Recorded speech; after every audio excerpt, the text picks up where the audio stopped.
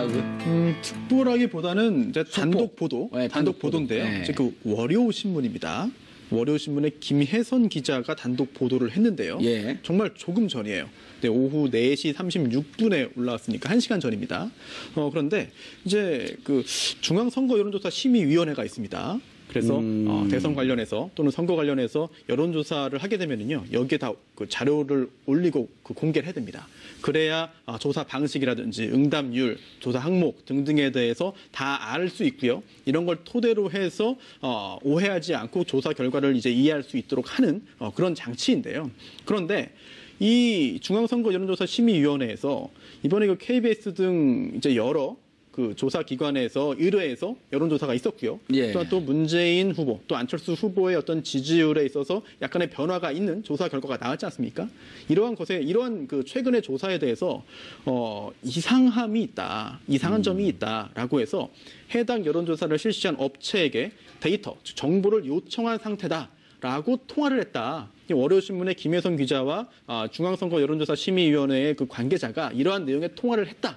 라는 단독 보도를 했습니다. 아직까지 이 단독 보도 후에 1시간 정도밖에 지나지 않았기 때문에 받아서 보도한 다른 언론사는 많진 않아요. 많지 않은데 만약 사실이라고 한다면은 굉장히 큰 어떤 그 충격파를 줄 수 있는 사안으로 보이고요. 물론 조사했지만 샘플링에 어떤 문제가 없다라고 최종 결론이 나올 수도 있습니다. 그러나 이제 중앙선거 여론조사 심의위원회가 자체적으로 보기에도 뭔가 조사 방식에 이상이 있다라고 감지했을 정도라고 한다면은 일단은 이상이 있을 가능성도 배제할 수 없겠죠. 예. 근데 제가 조금 더 보강 설명이 좀 필요할 것 같아요. 예. 이 부분은요. 그러니까 선거 여론조사 이종 평론가님은 여론조사 기관에 근무를 하셨었나요? 운영을 하셨나요? 아니면 그냥 근무는 하지 평론가 않았지만 제가 이제 선거 컨설팅하는 과정에서 여론조사 업체들하고 또 계속 이제 관계를 맺게 되죠. 그리고 예. 여론조사 업체들도 대강 파악은 하고 있습니다. 어떤 업체가 어떻다. 이런까지 대강 좀 파악을 하고 있기 때문에 좀 말씀을 드릴 수 있는 건데, 그러니까 선거 여론조사 지금 심의위원회에서 하는 일이, 예. 그러니까 이거 하는 겁니다. 그러니까 선거 때 아시겠지만 총선 때도 보면 각 지역별로도 지역 신문에도 여론조사 결과가 막 계속 나오는데 나오잖아요. 특정 후보가 유리하게 이렇게 일부러 조작해서 이렇게 발표했다. 이런 게 이제 논란이 되니까 선관위에서 계속 그거 이제 고발 들어오면 조사하고 하는 게 일이에요. 실제로 그런 떴다방들이 존재해서 떴다방 같은 경우에는 아예 선관위가 덮쳐서 완전히 자료를 다 통째로 이렇게 조사를 하거나 그런 경우도 있거든요. 자, 그래서 물론 이번 같은 경우는 이제 좀 지켜보긴 해야 되겠는데, 그런데 오늘 예를 들어서 안철수 후보가 조금 유리하게 나온 그런 여론조사 결과는 지금 여러 군데서 다발적으로 나왔다라고 하는 점을 우리가 좀 눈여겨봐야 된다. 그러니까 이게 하나의 트렌드 흐름으로서 지금 약간 존재하고 있는 것은 분명하다라는 것을 어느 정도 인정을 하고 거기서 약간의 조작이 만약에 실제로 있었다면 그 여론조사 회사는 당장 문 닫아야 되는 거죠. 실제로 문 닫게 됩니다. 그렇게 됩니다. 그래요? 네. 자, 고재열 기자님. 예. 지금 문제는 돌이켜보면은 근 7일 전 4월 3일까지 문재인 대세로는 꺾지도 않았을 뿐만 아니라 2등하고 있었던 안철수 후보와 20% 이상의 차이가 났단 말이에요. 예. 근데 7일 만에 딱 붙거나 혹은 안철수 후보가 앞서는 이런 게 있으니까 사람들이, 그리고 또 이제 그 중에서도 반은 여전히 문재인이 이기고 반은 안철수가 이기고, 야, 이런 게 보니까 국민들이 이제는 깜짝 놀라는 거예요. 일단은 전문용어로 핵감놀.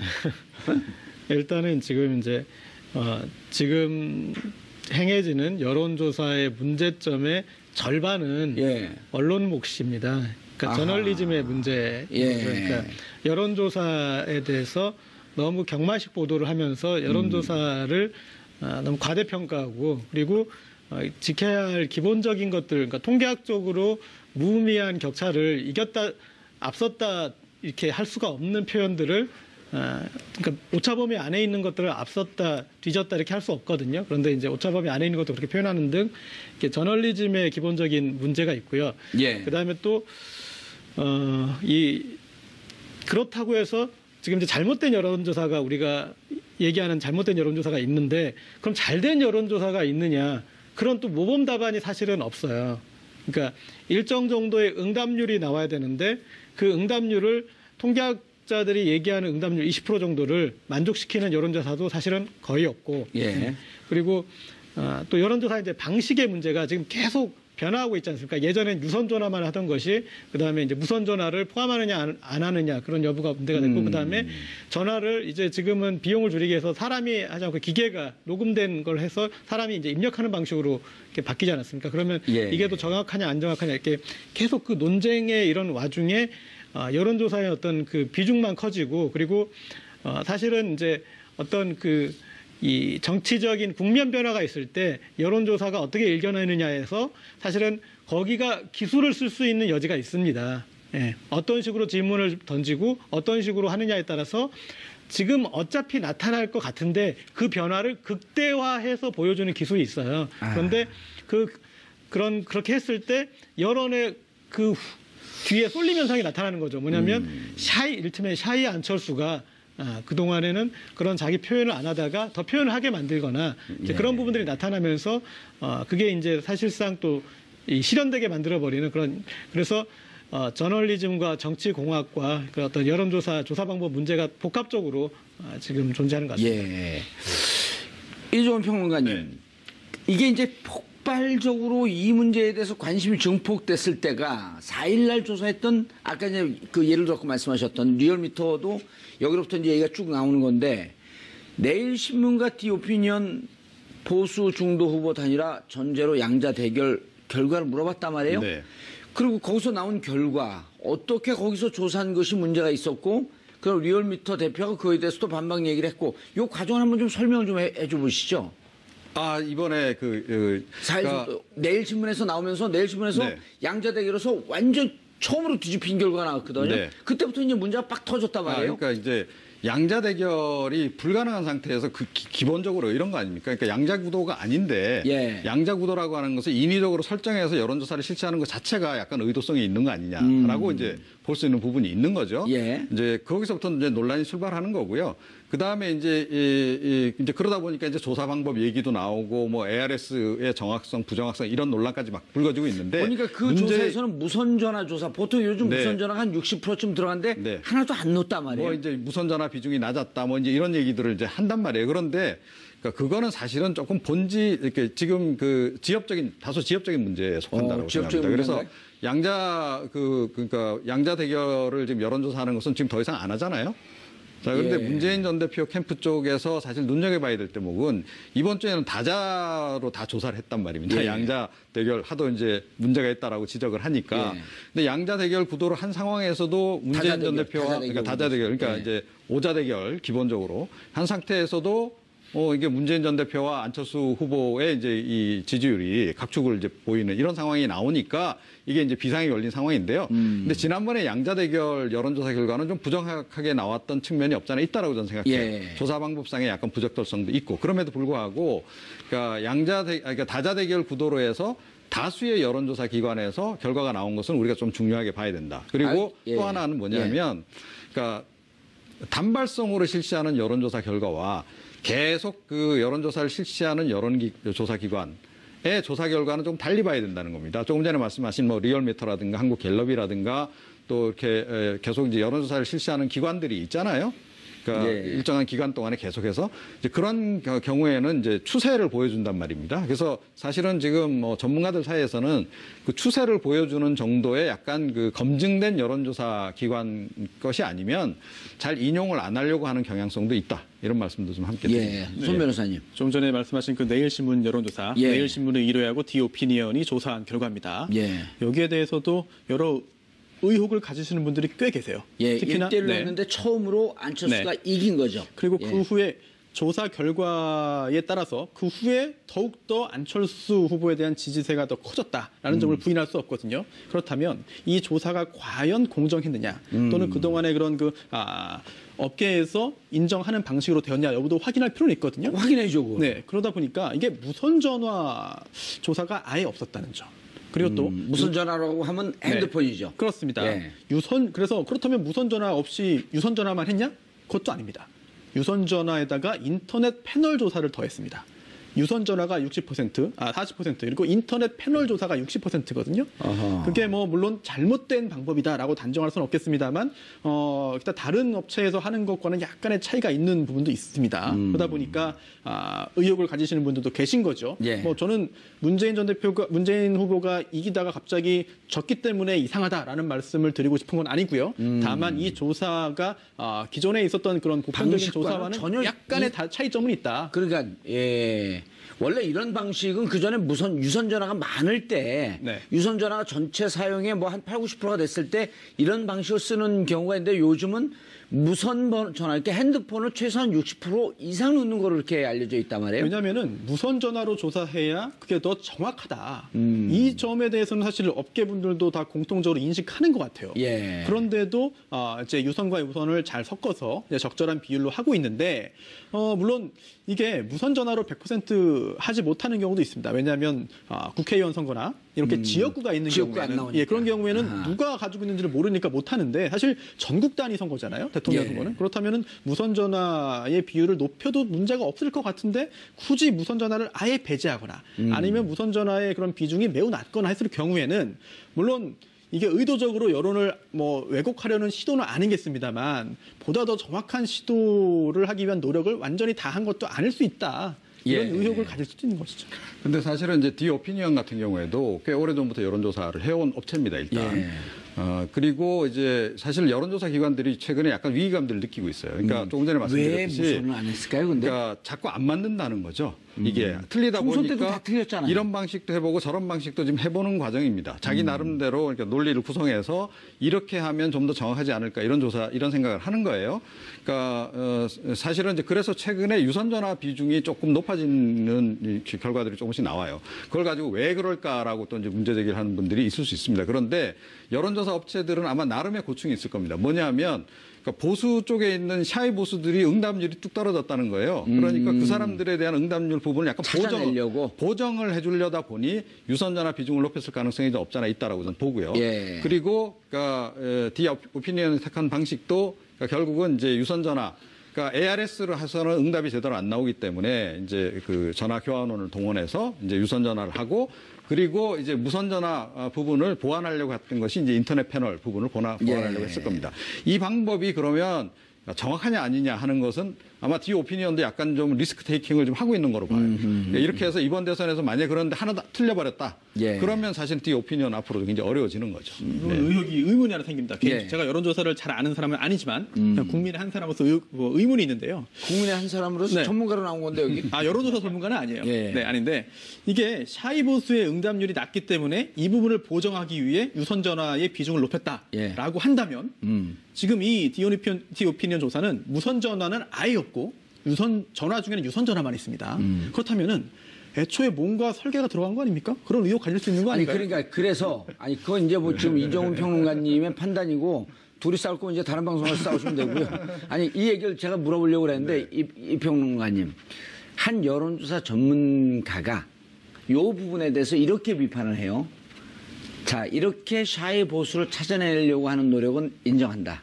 그러나 이렇게 조사를 하면 결과가 어떻게 나올 줄 뻔히 알고 들어갔기 때문에 이것은 작전이 들어간 거다라고 하는 비판을 또 제가 그래서 한 그 언론에서 보니까 그런 글을 썼더라고요. 네. 지금 이제 손수호 변호사가 유사한 주장을 한 거거든요. 몰랐을까 이렇게 나올 줄을 아니면 만약 아까 얘기했듯이 보정을 하기 위해서 어느 정도 근접하기 위해서 했으면은 이걸 굳이 발표할 필요가 있을까 하는 이제 이런 궁금한 쯤이 드는 거 아니에요. 네, 그런데 저는 사실은요. 그러니까 문재인 대세론일 때도 그렇고 지금도 그렇고 예. 여론조사 결과를 100% 신뢰를 안 합니다. 기본적으로. 예, 그런 전제에서 제가 지금 말씀을 드리는 거고요. 예. 그리고 이제 여론조사하는 업체들도 제가 조금 전에 말씀드렸듯이 나름의 지금 고민이 굉장히 많아요. 예. 이 사람들은 굉장히 이게 좀 실존적인 위기에 지금 봉착해 있는 겁니다. 이 사람들은. 그러니까 뭐냐면 요즘 빅데이터가 더 정확하다 하니까 여론조사에서도 빅데이터로 좀 넘어가려고 하는 경향이 있거든요. 그렇죠. 빅데이터는 정확하죠. 예. 그러면 사실은 이 지금 여론조사 업체들 다 거의 다 문 닫지 않으면 안 되는 상황이에요. 그래서 이 사람들이 굉장히 그런 노력을 하고 있는 그런 과정이다라고 하는 것을 제가 말씀을 드리는 거고요. 그리고 아까 말씀드린 대로 떴다방 여론조사 업체하고는 좀 다르게 이 사람들은 그러니까 접근하고 있다라는 것을 우리 함께 봐야 된다 하는 점을 말씀드리는 겁니다. 알겠습니다. 자, 구 기자님. 자, 여론조사 결과도 결과지만 이제 중요한 게 아까 언론이 한 반은 역할을 한다 여론조사할 때. 이 데이터를 봤더니요. 예를 들어서 안철수 후보 지지율이 이제 경선 컨벤션 효과 4월 4일 그리고 뭐 경선 때 많은 분들이 자발적으로 와서 호남에서 대박이 터졌다는 뭐 이 얘기에서부터 그런데 이제 그 시기에 언론에서 안철수는 띄우고 문재인은 죽인다.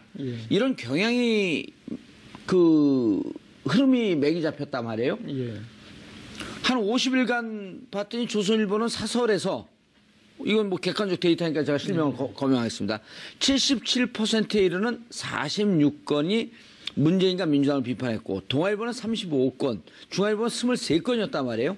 신문 휴관한 날을 빼면 50여일 동안 조중동이 내보낸 문재인과 민주당 비판 사설은 모두 104건으로 하루에 겨우 결국 2건씩이었었는데 2건씩이었었는데 이쯤 되면 언론에서 객관적인 입장보다도 사설에서 고의적으로 안철수 띄우고 문재인 죽이기에 들어간 거 아니냐라고 하는 비판을 해도 이번에는 분명히 몰아가기가 있었고요. 그러니까 지금 갑자기 문재인 대세론이 안철수 후보와의 양강 구도로 가는 거에는 여러 가지 요소가 미쳤거든요. 그런데 그 중에 어떤 것이 가장 강력한 요소라고는 제가 장담을 못 하겠습니다. 그렇지만 아까 말씀하셨던 그 요소의 이제 말씀하셨던 언론의 몰아가기 보도 한쪽은 계속 비판하면서 또 한쪽은 어떤 여론조사 그렇다고 안철수 후보를 대놓고 지지하거나 안철수 후보가 잘한다 뭐 이런 식으로 보도한 건 아닙니다. 그런데 어떤 이제 안철수 후보가 살아나는 그런 부분들을 이제 조명을 해준 거죠. 그런데 어쨌든 그 부분이 하나 있었고 그다음에 지금 이제 이 석연찮은 여론조사 아까 근데 그 보정을 할 때 우리가 진보 보수의 보정을 하지 않습니다. 보정을 하는 거는 연령 지역, 성별 여기서 보정을 하는 거지. 그다음에 이제 진보 보수는 아닌데, 근데 하여튼 그 보정의 문제 뭐 그런 게 있을 텐데 그런 것들. 그다음에 사실은 그다음에 또 얘기했던 게 양쪽에 이제 컨벤션 효과. 그런데 이 안철수 후보는 컨벤션 효과를 받고, 그다음에 문재인 후보는 경선 과정의 갈등 때문에 컨벤션 효과를 좀 상대적으로 보지 못한 부분 그런 부분이 또 있었고, 그다음에 이 언급이 안 되고 있는데 사실은. 이번 선거에 있어서 가장 중요한 사건이 발생했습니다. 그 직전에 박근혜 전 대통령이 드디어 구속이 됐어요. 그렇죠. 그러니까 구속이 되면서 사실은 지금 박근혜 정부 심판 선거에 대한 프레임이 희석되고 이 문재인이라는 사람은 내가 마음에 들지 않는다. 문재인은 뭔가 그런 어떤 문재인 심판의 프레임으로 가버리는 급격한 구도 변화 같은 것들이 나타났고 이런 복합적인 요소들이 작용을 해서 사실은 이제 그 문제가 있는 조사였지만 그 단초를 좀 이렇게 부각했던 것이고 그게 약간 뒤에 이제 실제의 이 경향성으로 나타나 버린 거죠. 저는 어떻게 진단 내리냐면 그러니까 여론조사 기관들이 여론을 선도한다고 하는 게 쉽지가 않습니다. 오히려 이제 여론 결과를 이제 반영하는 것이 그게 이제 맞는 거고요. 그러니까 이 일부 언론들이, 그러니까 특히 보수 쪽 언론들이 제가 아까 지적했던 이제 보수 언론이 안철수 띄우기를 시도했던 것은 분명해요. 그건 제가 보기에도 명백했습니다. 명백한데. 자, 그렇다 그래서 그러면 그 여론조사까지도 그 여론조사 기관들까지도 그 사람들하고 동조해서 힘을 합쳐서 함께 끌어올리기를 했다. 그건 조금 약간 과잉해서일 가능성이 높다라는 제가 말씀을 드리는 거고요. 그래서 지금 사실은 여론조사 탓을 하면 안 됩니다. 여론조사 기관 탓을 해서도 안 되고 어찌됐건 지금 그러니까 여론조사 기관이 개입해가지고 약간의 뭐 설문의 조작 뭐 여러 가지 기술적인 조작을 통해서 최대 제가 할 수 있는 범위라고 하는 것은 제가 보기에는 5%포인트 이상을 넘기기 힘들다라고 봐요. 자, 그런 점을 우리가 고려를 해서 일단 그 트렌드를 봐야 되는 것이고 그러니까 여론몰이가 진행됐고 그것이 된 것 맞는데요. 그런데 미디어 오늘에서 또 이런 보도도 나왔어요. 뭐냐면 4월 들어서 진보 언론하고 보수 언론하고 이 문재인 때리기 한 것을 다 비교를 해봤더니 진보 언론이 더 많더라. 진보 언론도 굉장히 많더라. 그거예요. 그러니까 이건 뭐냐면 언론의 속성이 그런 겁니다. 그러니까 진보 보수를 떠나서 그러니까 센세이셔널리즘은 어차피 언론은 추구한다는 거죠. 그런데 자꾸 거리가 나오면 그걸 취재를 안 할 수가 없어요. 그러니까 박근혜 전 대통령도 막판엔 종편 탓을 엄청나게 많이 했거든요. 다 종편 때문에 다 총선에도 지고 막 이래. 그런데 왜 그러냐면 아니 언론은 옥새 들고 튀는데 그거를 갖다 보도 안 할 언론이 어디 있어요. 자, 그런 생리도 어느 정도는 감안을 하면서 전략을 좀 세워야 된다. 예. 그러니까 문재인 전 대표 캠프에서 만약에 전략을 세운다면 저는 그렇게 생각합니다. 알겠습니다. 손 변호사님, 제가 네. 두 가지 여쭙겠는데 네. 아까 이제 보수 언론에서 문재인 죽이고 안철수 띄우기. 네. 자, 예를 들어 우리나라에서 제일 그 많은 부수를 자랑하고 있는 보수 언론도 네. 그들 말에를 100% 믿는다고 할지라도 발행 부수가 100만이 좀 넘어갑니다. 네. 그러나 이제 발행 부수가 100만이 넘어가도 한 기사에 대한 가독수, 네. 예를 들어 100만이 넘어가는 그 기사의 가독수를 따지게 되면 이건 추정입니다만 한 기사를 이렇게 보는 비율이 뭐 한 50만쯤 하면 많이 가는 거 아니겠어요? 뭐 그럴 수 있죠. 예, 100만 부가 150만 부가 130만 부가 가는데 네. 한 기사를 한 50만 명이 봐요. 네. 그쯤 보면은 우리가 지금 여론조사라고 하는 하나의 주제로 40분 동안 토론하는데 네. 이게 이제 인터넷에 돌게 되면은 이거 자체의 다운로드 수나 이걸 보는 비율이 한 50만 부쯤 됩니다. 50만쯤 됩니다. 네. 그럼 이것이 갖고 있는 영향력이 더 크기 때문에 야 보수 언론에서 얘기한 게 그게 뭐가 의미가 있겠냐 하는데 문제는 뭐냐면 지금 21세기 미디어 이 영향력은 그쪽에서 나온 기사를 링크를 걸려서 SNS에서 돌린다라고 하는 문제가 있는 거거든요. 네, 그렇습니다. 그렇게 되면 그 매체에 100만 부, 200만 부 찍는 건 별 문제가 아니고 SNS에서 돌면서 또 가공하면서 이게 도는 건데 가짜 뉴스도 아닙니다. 이렇게 되면 네. 이것이 갖는 위력성. 네. 그다음에 이제 아까 또 그 여론조사 탓만 할 수도 없다는데 이제 두 번째로 다자구도 들어갔을 때도 여전히 교묘하게 이렇게 하는 거 보면은 유선전화 비율을 여전히 많이 두면서 조금 의도가 이렇게 들어가 있는 거 아니냐 하는 이런 느낌이 든다 말이에요. 그거 네. 어떻게 생각을 하세요? 우선 첫 번째로 언론 매체의 영향력은 예. 여전히 있죠. 게다가 아까 SNS로 돌아가면요. 종이신문이라 하더라도 예. 종이신문의 발행 부수가 예전만 하지 않고 영향력이 떨어졌다 하더라도 이게 포털 사이트를 무시할 수 없습니다. 결국은 그 기사가 이제 그 인터넷 포털에 상에서 뭐 휴대전화를 켜거나 뭐 사무실에서 또는 집에서 인터넷 포털 사이트만 들어가면은 바로 기사가 다 보이거든요. 게다가 포털 사이트가 뉴스를 선정해서 이제 제일 이제 첫 화면에 이제 선정을 해서 보여주는데요. 예. 그 어떤 기사가 걸리느냐에 따라서도 미치는 영향이 큽니다. 또 그러한 그럼 이제 또 포털에 약간 살짝 기술과 작전이 들어갈 수도 있겠네요. 뭐 그렇게 믿고 싶진 않습니다만 의도한다면 그렇게 뭐 가능성을 배제할 수는 없겠죠. 내가 얘기했는데 좀 믿어주면 안 될까요? 네? 그렇게 보시면 너무 슬플 것 같아가지고, 네. 그래서 이런 포탈, 또 예. 의원님 말씀하신 대로 SNS를 통한 그런 전파까지 예. 생각한다면은 기사의 논조가 어떤지, 또 기사가 의도적으로 한 것은 아니겠습니다만 사실관계를 약간 부정확하게 썼다면은 그로 인해서 왜곡되는 여론도 굉장히 심각할 수 있습니다. 예. 따라서 신문사의, 종이신문사의 어떤 그 영향력은 여전히 강력하다라고 볼 수 있겠고요. 또한 두 번째로 유선전화 관련해서요. 예. 조금 전에 그 이정훈 그 평론가님께서 이런 말씀하셨죠. 여론조사 기관도 본인이 자사의 결과가 틀리면 존망에 영향을 미치기 때문에 당연히 맞추기에 노력한다. 맞습니다. 저도 여론조사 기관의 어떤 그런 그 선의를 의심하지 않고 당연히 말씀하십시오. 예.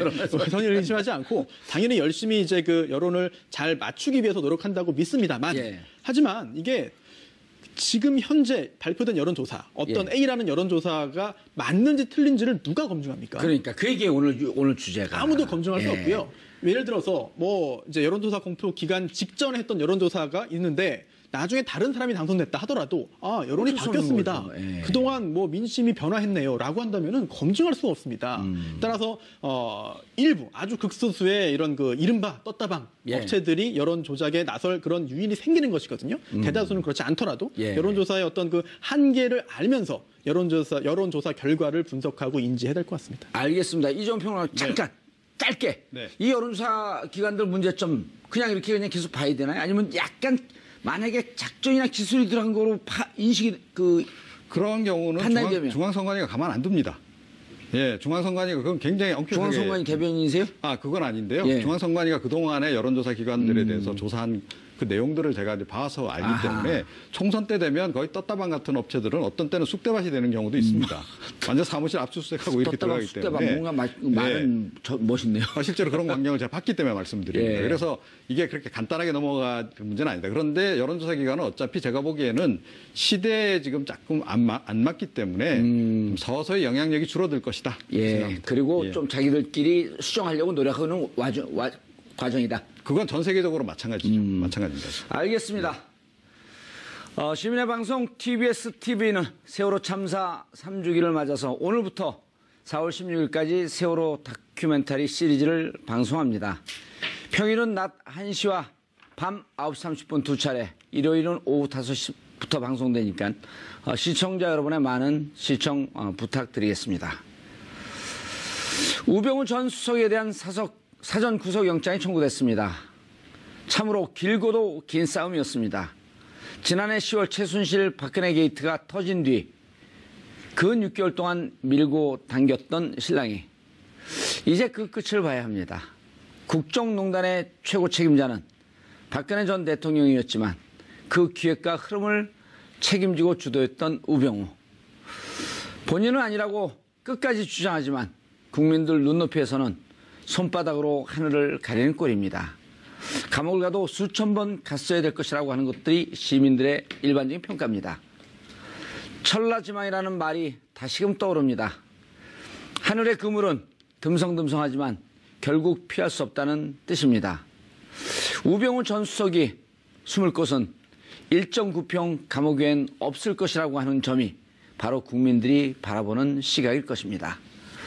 내친김에 한마디 더 드리면 옛 우리 조상님들께서 심판할 때 하던 말이 있습니다. 내 죄를 내가 알렸다. 4월 10일 월요일 정봉주의 품격시대 마치겠습니다.